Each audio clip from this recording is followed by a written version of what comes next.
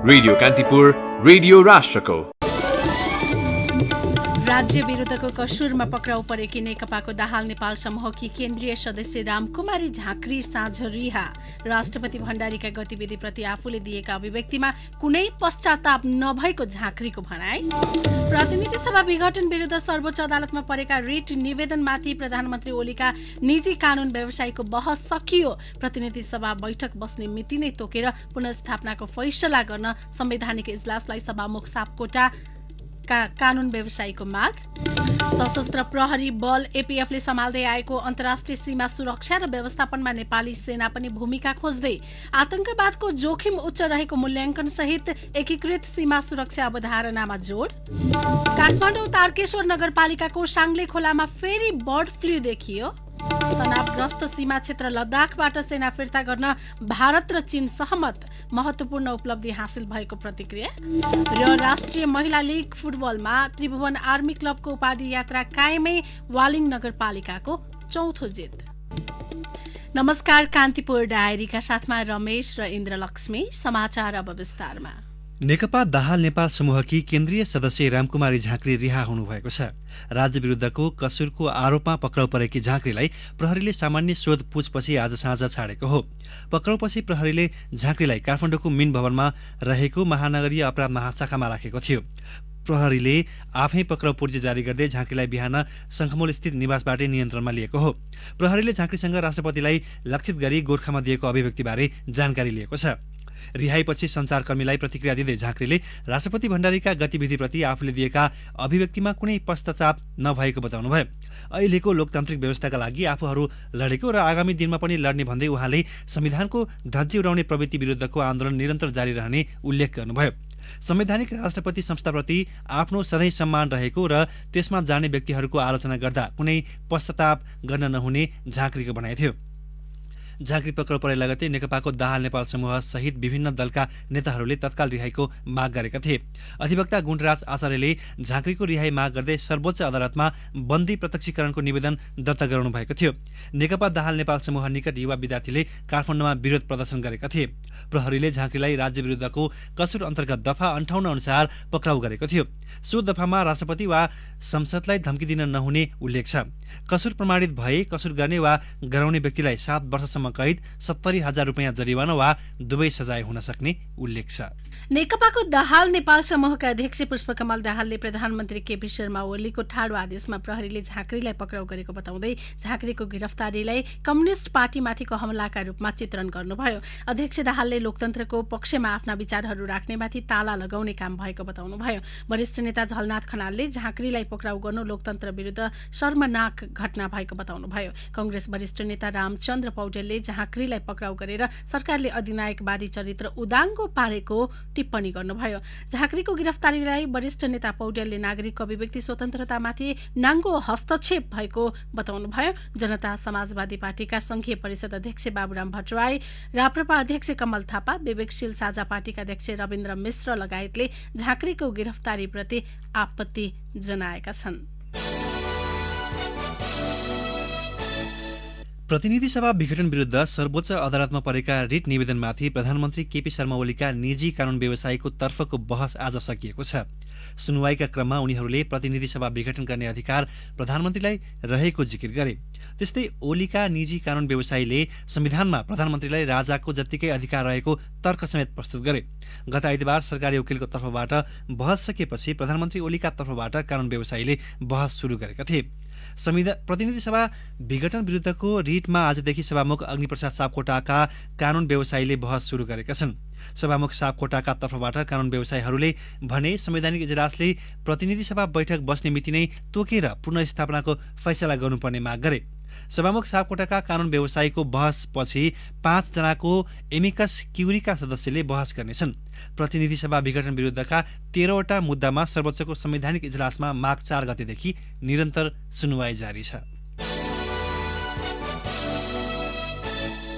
नेकपा क्रान्तिकारी माओवादी, Nepal communist party, Chand समूह, नेकपा र वैज्ञानिक समाजवादी कम्युनिष्ट पार्टी बीच मोर्चाबन्दी भएको छ। मोहन वैद्य नेतृत्वको नेपाल कम्युनिष्ट पार्टी क्रान्तिकारी माओवादी, ऋषिराम कट्टेल नेतृत्वको नेपाल कम्युनिष्ट पार्टी, विश्वभक्त दुलाल आहुति नेतृत्वको वैज्ञानिक समाजवादी कम्युनिष्ट पार्टी र सरकारले प्रतिबन्ध लगाएको नेत्र विक्रमचन्द नेतृत्वको नेपाल कम्युनिष्ट पार्टीले संयुक्त रूपमा आन्दोलनका कार्यक्रम घोषणा गरेका हुन्। 4 पार्टीद्वारा जारी संयुक्त विज्ञप्तिमा दलाल तथा प्रतिक्रियावादी संसदीय व्यवस्था र राज्य सत्ताको अन्त्य गरी जनगणतन्त्र र वैज्ञानिक समाजवादी व्यवस्था स्थापना गर्न रहेको उल्लेख छ। रणनीतिक संयुक्त मोर्चाको अवधारणा र संरचना सम्बन्धी दस्तावेज पारित गर्दै उनीहरूले 15 सदस्यीय केन्द्रीय समिति गठन गरेका छन्। समितिमा सीपी गजुरेल, ऋषिराम कट्याल, जागृति रायमाझी, धनकुमारी सुनार लगायत 12 जनाको नाम सार्वजनिक गरिएको छ। मोर्चाले पहिलो चरणको संघर्षका कार्यक्रम सार्वजनिक गर्दै विभिन्न स्थानमा विरोध सभा गर्ने तय गरेको छ। फागुन 6 गते बुटवालमा, 14 गते धनगढी र 18 गते इटहरीमा जनसभा गर्ने र पहिलो चरणका कार्यक्रमपछि दोस्रो चरणका संघर्षका कार्यक्रम सार्वजनिक गर्ने मोर्चाद्वारा जारी विज्ञप्तिमा उल्लेख छ। भिजिट भिसामा खाडी तथा अफ्रिकी मुलुक जस्ता जोखिम सम्भाव्य मुलुकमा कुनै महिला एक्लै जाँदा परिवारको सहमति र स्थानीय तहको सिफारिस चाहिने प्रावधानबारे निर्णय भइ नसकेको अध्यागमन विभागले स्पष्ट पारेको छ। आज विज्ञप्ति जारी गर्दै अध्यागमन विभागले जोखिम सम्भाव्य मुलुकमा पहिलो पटक यात्रा गर्ने र आफ्नो यात्राबारे सामान्य जानकारी समेत नभएका महिलाका लागि आवश्यक पर्न सक्ने गरी आन्तरिक छानबिन कार्यदलका सुझावका रूपमा आएको विषय भएको र कुनै निर्णय नभएको जनाएको छ। यो विषय अनौपचारिक छलफलमा रहेको विभागले प्रस्ताएको छ। विभागले अध्यागमन कार्यविधि 2065 लाई संशोधन गर्न गृह मन्त्रालयमा प्रस्ताव पठाइसकेको छ, जसमा खाडी तथा अफ्रिकी मुलुक जाँदा महिलाहरूको हकमा परिवारको सहमति वा स्थानीय तहको सिफारिस चाहिने उल्लेख भएको भन्दै समाचार सार्वजनिक भएका थिए, जसको चर्को आलोचना भइरहेको छ। अब कान्तिपुर सविस्तार। कान्तिपुर सविस्तार। अन्तर्राष्ट्रिय सीमा सुरक्षा र व्यवस्थापनमा सरकारले सशस्त्र प्रहरी बल एपीएफलाई खटाएको छ। सेनाको भूमिका बढाउने गरी सरकारले अन्तर्राष्ट्रिय सीमा सुरक्षाका लागि अग्रभागमा एपीएफ र ब्याकफोर्समा सेनाको संयन्त्र रहने गरी छुट्टै नीति ल्याउन अहिले तयारीलाई तीव्र पारेको छ। त्यसैको तयारी स्वरूप प्रधानमन्त्री अध्यक्ष रहेको राष्ट्रिय सुरक्षा परिषदको सचिवालयले हालै काठमाडौँमा गरेको सेमिनारमा गृह मन्त्रालयका अधिकारीहरूले सीमा सुरक्षा तथा व्यवस्थापनका लागि एपीएफलाई नै डेडिकेटेड फोर्सका रूपमा विकास गर्नुपर्ने प्रस्ताव गरे। तर नेपाली सेनाले आफ्नो नेतृत्वदायी भूमिका रहने गरी एकीकृत संयन्त्र बनाउन प्रस्ताव गर्यो। सीमा सुरक्षा र व्यवस्थापन सम्बन्धी काम गरिरहेका सुरक्षा निकायसँग उचित समन्वय र सहकार्य भएन भने गृह अन्तर्गतको सशस्त्र र रक्षा अन्तर्गतको सेनाबीच अघोषित द्वन्द्व निम्तिने जोखिम पनि उत्तिकै छ। सीमा सुरक्षामा नेपाली सेनाले आफ्नो चासो देखाएको छ। सीमा अपराध नियन्त्रण चुनौतीपूर्ण बन्दै जाँदा सेनाको चासो स्वाभाविक पनि छ। दक्षिणतर्फ नेपालीमाथि वर्षेनी हुने गरेका भारतीय ज्यादती र भूमि अतिक्रमण तथा उत्तरतर्फ विकट पर्वतीय भेगमा राज्यको कमजोर उपस्थितिका कारण नेपाल विरुद्ध हुने गतिविधि सदैव नियन्त्रण प्रमुख चुनौती बन्ने गरेको छ। खुला सिमाना व्यवस्थित नहुँदा अन्तर्राष्ट्रिय अपराधी एवं आतंकवादी गतिविधिको जोखिम रहेको विश्लेषण पनि नेपाली सेनाको छ। खुला सिमाना व्यवस्थित गर्न तथा अन्तर्राष्ट्रिय सिमानामा खटिने निकाय बीचको कार्यक्षेत्र समेत स्पष्ट रूपमा तोकिनुपर्ने प्रधान सेनापति पूर्णचन्द्र थापा बताउँछन्। खुला सिमानाको कारण सीमा क्षेत्रमा हुने गैर कानुनी घुसपैठ, मानव तस्करी लगायत अन्तर्राष्ट्रिय आपराधिक एवं आतंकवादी गतिविधिहरूको जोखिम र खतरा हामीलाई निरन्तर रहँदै आएको छ। यस्ता समस्याहरूको दीर्घकालीन समाधानका लागि नेपालको अन्तर्राष्ट्रिय सीमालाई वैज्ञानिक ढङ्गबाट थप व्यवस्थित बनाउनु पर्ने आवश्यकता हामी सबैले टटकाल रूपमा महसुस गरेका छौँ। पछिल्लो समय सेनाले बख्तरबन्द गाडीको अभ्यास गर्दा जनमानसको मनमा आश्चर्यसँगै रोष पनि थियो। कालापानी र लिपुलेक जान नसक्ने गाडी र सेनाको परेड फराकिला र चौडा सडकमा हुनुको अर्थ छैन भन्ने भाव धेरैले सामाजिक सञ्जालमा पोखे। त्यही आम नागरिकको धारणा बुझेरै होला नेपाली सेनाले एकीकृत सीमा सुरक्षा अवधारणाको प्रस्ताव गरेको छ। सेनाले सीमामा खटिने सरकारी निकाय तथा सुरक्षा संयन्त्रको भूमिकालाई परिवर्तित सन्दर्भमा थप स्पष्ट पार्न आवश्यक छ।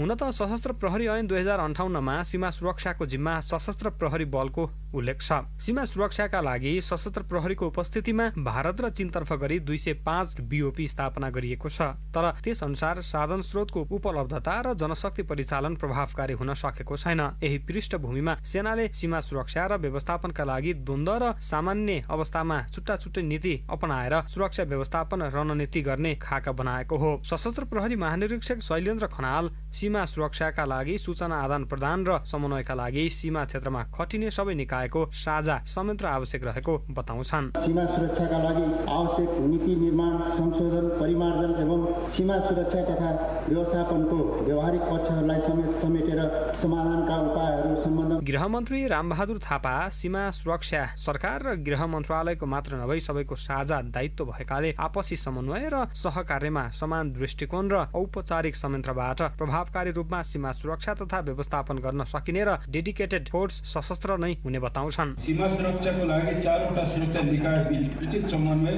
सूचना आदान प्रदान र सहकार्यका लागि एउटा सशक्त औपचारिक संयन्त्र नै बनाउन आवश्यक छ भन्ने मैले ठानेको छु। सीमा सुरक्षा र व्यवस्थापन सम्बन्धी एकीकृत नीति तर्जुमा गर्ने सेमिनार मुलुकमै पहिलो पटक आयोजना गरिएको हो। भारततर्फ नेपालको करिब 1880 किलोमिटर खुला सिमानामा खटिने सबै सुरक्षा निकाय बीच एक आपसमा समान दृष्टिकोण र समन्वय बिना प्रभावकारी सीमा सुरक्षा असम्भव छ। चीनतर्फ 1414 किमी लम्बाइको बन्द सिमाना छ। प्रधानमन्त्री केपी शर्मा ओली सीमा सुरक्षा जस्तो गम्भीर तथा महत्त्वपूर्ण विषयमा आन्तरिक छलफल तथा विज्ञहरूबाट प्राप्त हुने राय सुझावबाट नीति निर्माण एवं सीमाको कुशल व्यवस्थापन गर्नुपर्नेमा जोड दिन्छन्। प्रस्तुत कार्यपत्रहरू र तिनमाथि हुने विचार मन्थन र त्यसबाट निस्कने निष्कर्ष ज्यादै महत्त्वपूर्ण हुनेछ र त्यसले हामी सबैलाई आगामी दिनमा सीमा सुरक्षाका क्षेत्रमा प्रभावकारी काम अगाडि बढाउन योगदान पुर्याउनेछ भन्ने मैले विश्वास लिएको छु। 2 वर्ष यताका मन्त्री परिषद र रक्षा मन्त्रालयका विभिन्न मितिका निर्णय पनि सेनालाई सीमामा बलियो बनाउने खालका छन्। गत साउन 5 गतेको मन्त्री परिषद बैठकले सेनामा सर्वे तथा सीमा अनुगमन निर्देशनालय गठनको निर्णय गरेको थियो। त्यसपछि जङ्गी अड्डाले एकतारे जर्नेलको नेतृत्वमा निर्देशनालयको संरचना बनाइसकेको छ। गत असार 23 को मन्त्री परिषद बैठकले राष्ट्रिय सुरक्षा नीति 2075 कार्यान्वयनमा लैजाने निर्णय गरेको थियो। मन्त्री परिषदबाट पारित सो सुरक्षा नीति गोप्य छ। त्यसमा सीमा सुरक्षालाई व्यवस्थित, प्रभावकारी र सरकारी निकायहरू बीच उचित समन्वय गर्नुपर्ने उल्लेख छ। रेडियो कान्तिपुरका लागि प्रिन्स गौतम। कान्तिपुर सविस्तार। कान्तिपुर डायरीमा अब ब्रेकको पालो। कान्तिपुर डायरीमा अब बाँकी प्रसङ्ग। काठमाडौँ तारकेश्वर नगरपालिकाको साङ्ले खोलामा फेरि बर्ड फ्लू देखा परेको छ। साङ्ले खोलाको वडा नम्बर 1 का प्रहलाद तामाङ र उनका छोरा सुमनले पालेका हाँस र कुखुरामा बर्ड फ्लू देखा परेको पशु सेवा विभागका सूचना अधिकारी डाक्टर चन्द्र ढकालले जानकारी दिनुभयो। सो क्षेत्रको हाँस र कुखुराको नमुना केही दिनअघि मात्रै त्रिपुरेश्वरको प्रयोगशालामा परीक्षणका लागि सङ्कलन गरिएको थियो। बर्ड फ्लू पुष्टि भएसँगै विभागको ऱ्यापिड रेस्पोन्स टोलीले आजै त्यहाँ रहेका 1400 हाँस र 63वटा कुखुरा नष्ट गरेको छ। चुना र कीटनाशक औषधि छरेर सो क्षेत्रमा सिल गरिएको र तत्काल केही व्यवसाय सञ्चालन नगर्न भनिएको डाक्टर ढकालले जानकारी दिनुभयो। यसअघि पनि साङ्ले खोलाकै वडा नम्बर 7 मा एक किसानले पालेका टर्कीमा बर्ड फ्लू देखा परेको थियो। प्रदेश 2 सरकारका मन्त्रीको सुरक्षामा खटिएका सशस्त्र प्रहरीलाई फिर्ता बोलाइएको छ। सशस्त्र प्रहरीका केन्द्रीय प्रवक्ता डीआईजी राजु अर्यालका अनुसार फौजको नयाँ कार्यविधि अनुसार सबै प्रदेशका मन्त्रीहरूको सुरक्षामा खटिएका सशस्त्र प्रहरीलाई फिर्ता बोलाइएको हो। सशस्त्र प्रहरीको नयाँ कार्यविधिमा प्रदेशका मन्त्रीहरूको सुरक्षामा सशस्त्र प्रहरी नखटाउने उल्लेख छ। प्रदेश 2 सरकारका मन्त्रीका लागि मात्रै करिब 32 जना सशस्त्र प्रहरीको वरिष्ठ हवलदार र हवलदार खटिएका छन्। प्रदेश सरकारका अरू मन्त्रीहरूलाई 2-2 जना सशस्त्र प्रहरी र आन्तरिक मामिला तथा कानून मन्त्रीलाई पछुआ सहित 8 जना सशस्त्र प्रहरी दिइएको छ। बदलिदो राजनीतिक घटनाक्रम लगतै प्रदेशका मन्त्रीहरूको सुरक्षाबाट सशस्त्र प्रहरी झेकिएपछि प्रदेश 2 मन्त्रीहरूमा संशय देखा परेको छ। प्रदेश सरकारका मन्त्रीहरूलाई नेपाल प्रहरीको सुरक्षा थप्ने तयारी भइरहेको छ।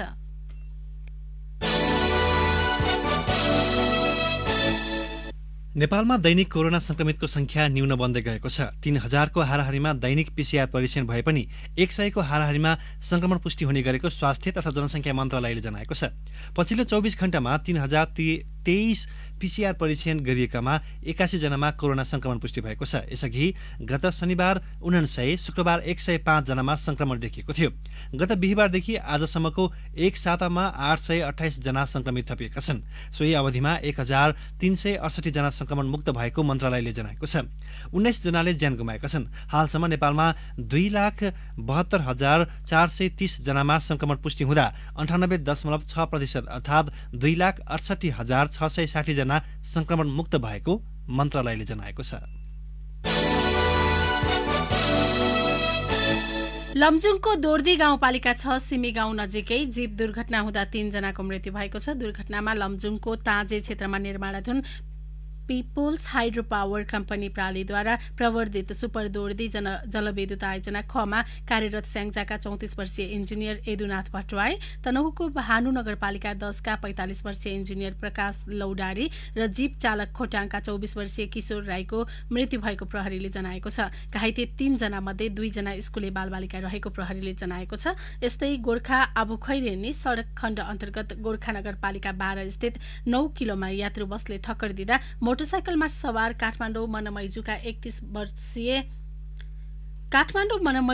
31 बस्ने केशव दवाडीको मृत्यु भएको छ। दुर्घटनामा मोटरसाइकल चालक गोर्खा सिरानचोकका 17 वर्षीय विशाल पन्त गम्भीर घाइते भएका छन्। अब केही समाचार संक्षेपमा। चालु आर्थिक वर्षको 6 महिनामा सल्यानबाट 64 जना बेपत्ता भएका छन्। जिल्ला प्रहरी कार्यालयको तथ्याङ्क अनुसार गत साउनदेखि पुस मसान्तसम्ममा 34 महिला, 18 पुरुष र 12 जना बालबालिका बेपत्ता भएका हुन्।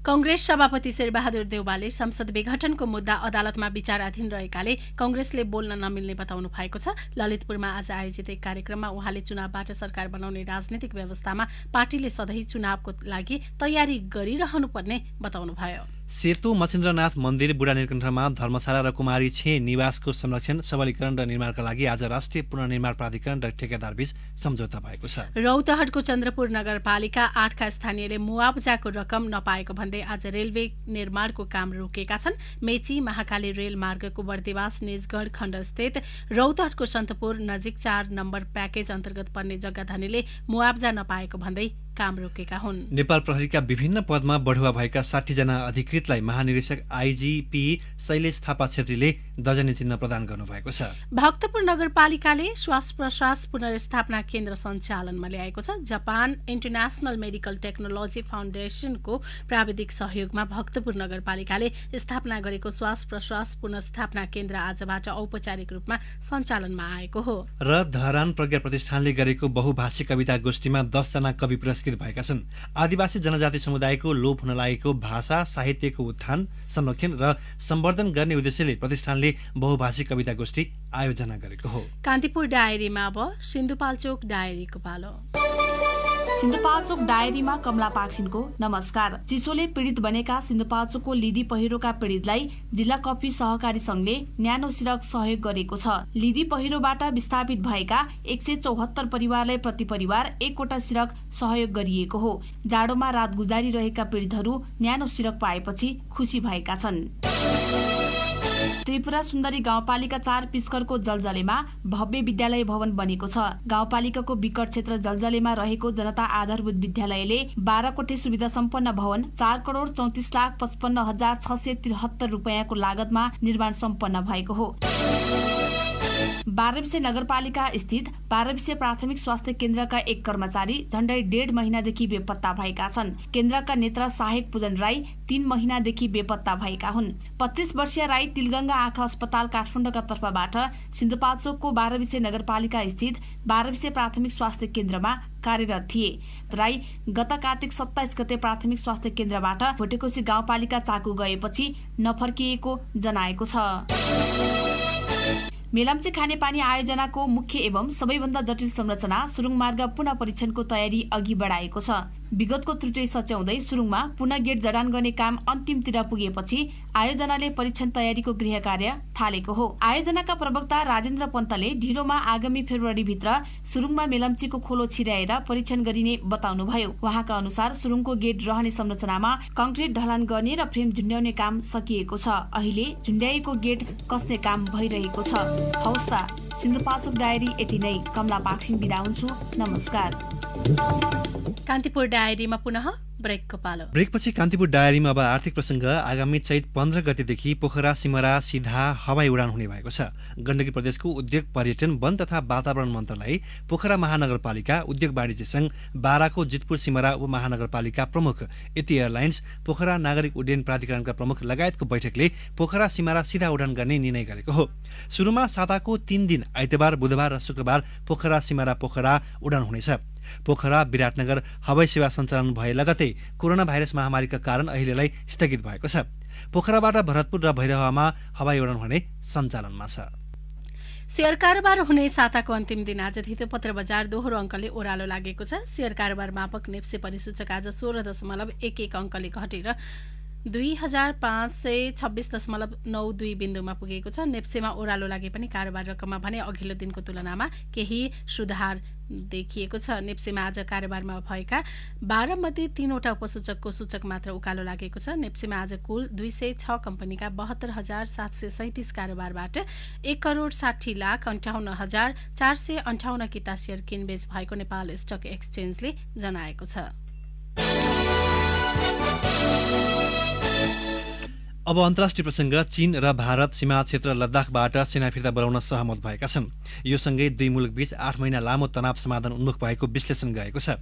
दुवै मुलुकका उच्च सैनिक अधिकारीको पहलमा सेना हटाउने विषयले मूर्त रूप पाएको भारतका रक्षा मन्त्री राजनाथ सिंहले संसदलाई बताउनु भएको बीबीसीले जनाएको छ। चीनले सो क्षेत्रमा अवस्थित प्यानगोङ तालबाट आफ्नो सेना फिर्ता लाने निर्णय गरेको भोलिपल्ट भारतले सोही किसिमको कदम चालेको हो। गत जुनमा दुई देशका सेनाबीच भिडन्त हुँदा भारतका 20 जना सैनिकको मृत्यु भएको थियो। चीनले भने सो घटनामा ज्यान गुमाएका आफ्ना सैनिकको संख्या खुलाएको छैन। सैनिक हटाउने विषयको उपलब्धिलाई भारतका रक्षा मन्त्री सिंहले दुई आणविक राष्ट्रबीचको अर्थपूर्ण संवादको नतिजा भएको बताउनु भएको छ। गत सेप्टेम्बरदेखि दुवै मुलुकका सैन्य तथा कूटनीतिक तहबाट 9 पटकसम्मको वार्तापछि प्याङगोङ तालको उत्तरी क्षेत्र तथा दक्षिणी किनाराबाट सैनिक हटाइने समझदारी भएको रक्षा मन्त्री सिंहले बताउनु भएको छ। त्यस्तै चीनको रक्षा मन्त्रालयका प्रवक्ता ऊ कियानले सैन्य कमान्डर तहको वार्ताबाट सेना हटाउने विषय सफल भएको बताउनु भएको थियो। अब खेल प्रसङ्ग। राष्ट्रिय महिला लीग फुटबलमा त्रिभुवन आर्मी क्लबले उपाधि यात्रा कायम राखेको दिन स्याङ्जाको वालिङ नगरपालिकाले 4थो जित दर्ता गरेको छ। ललितपुरको साधुबाट स्थित एन्फा मैदानमा भएका खेलमा आर्मीले विराटनगर महानगरपालिकालाई 7-0 र वालिङले उदयपुरको चौदण्डीगढी नगरपालिकालाई 7-1 को गोल अन्तरमा पराजित गरे। जितपछि दोस्रो स्थानमा रहेको आर्मीको 22 अङ्क भएको छ। शीर्ष स्थानको एपीएफको 24 अङ्क छ। एन्फा मैदानमा आर्मीलाई जित दिलाउन शर्मिला थापा र विमला विकले 2-2 तथा सपना लामा, विमला चौधरी र रश्मि घिसिङले थप गोल गरे। आजको पहिलो खेलमा भने वालिङको जितमा क्यामेरुनी खेलाडी मेथु रुथले 5 र तौटा ओर्नेला नोइलीले 2 गोल गरे। चौदण्डीका लागि 32औं मिनेटमा अञ्जना थुलुङले गोल गरिन्। जारी प्रतियोगितामा चौदण्डीको यो दोस्रो गोल हो। 9 खेलको समाप्तिमा उसले अङ्क भने जोड्न सकेको छैन। यसअघि नै उपाधि होडबाट बाहिरिएको वालिङ 14 अङ्कमा तेस्रो स्थानमा कायम छ। बंगलादेश विरुद्धको दोस्रो टेस्ट क्रिकेटको पहिलो दिन वेस्ट इन्डिजले 5 विकेटको क्षतिमा 223 रन बनाएको छ। टस जितेर पहिला ब्याटिङ गरेको भ्रमणकारी टोलीले मध्यक्रम चल्न नसक्दा मध्यम सुरुवात गरेको हो। निक्रुमह बोनर 74 र जोसुवा डा सिल्भा 22 रनमा नट आउट छन्। क्याप्टेन क्रेग ब्रेथवेट 47 र जोन चाम्पवेल 36 रनमा आउट भए। अबु जायद र तैजुल इस्लामले समान 2 विकेट लिएका छन्। 2 म्याचको सिरिजमा वेस्ट इन्डिज 1-0 ले अघि छ। शीर्ष वरियताकी एस्लेक बार्टीले अस्ट्रेलियन ओपन टेनिसमा तेस्रो चरणमा स्थान बनाउँदा डिफेन्डिङ च्याम्पियन सोफिया केनिन भने दोस्रो चरणमै रोकिएकी छिन्। महिला एकलतर्फ आज भएको खेलमा आफ्नै देशकी डारिया ग्राभिलोभालाई 6-1 र 7-6 ले पराजित गर्दै अस्ट्रेलियाकी बार्टीले तेस्रो स्थानमा स्थान बनाएकी हुन्। चौथो वरियताकी अमेरिकन केनिन भने एस्टोनियाकी कैया कानेप्पीसँग 3-6 र 2-6ले पराजित भइन्। चेक रिपब्लिककी कारोलिना लिस्कोभा, स्विजरल्यान्डकी बेलिन्दा भेनकिक, बेल्जियमकी एलिज मार्टेन्स, एस्टोनियाकी आनेट कोन्टाभेट र अमेरिकाकी जेनिफर ब्राडी आफ्नो खेलमा जित निकाल्दै तेस्रो चरणमा पुगेका छन्। पुरुष एकलतर्फको खेलमा ग्रेसका स्टेफेनस सितसिपासले सङ्घर्षपूर्ण जित निकाले। 4.5 घण्टा लामो प्रतिस्पर्धामा छैठौं वरियताका उनले वाइल्ड कार्ड प्राप्त अस्ट्रेलियाका थानासी कोकिनाकेसलाई 6-7, 6-4, 6-1, 6-7 र 6-4 को 4ले पराजित गरे। दोस्रो वरियताका स्पेनी राफेल नाडालले अमेरिकाका मिचेल मोहलाई सोझो सेटमा पाखा लगाउँदै तेस्रो चरणमा स्थान बनाए। पुरुष एकलतर्फको खेलमा रसियाका ड्यानियल मेदभेदेव, एन्ड्री रुब्लेभ र कारेन खाचानोभ, इटलीका मातेओ र फाबियो फोग्निनी तथा अस्ट्रेलियाका एलेक्स डी मिनाउर पनि आफ्नो खेलमा विजयी हुँदै अघिल्लो चरणमा प्रवेश गरेका छन्। हवस् त यिनै प्रसङ्गसँगै कान्तिपुर डायरीका आजका हाम्रा सम्पूर्ण बुलेटिन यही सकिन्छन्। भोलि बिहान 6:30 बजे नियमित बुलेटिनका साथमा उपस्थित हुनेछौँ। तबसम्मलाई रमेश र इन्द्रलक्ष्मी बिदा हुन्छौँ। नमस्कार, शुभरात्रि।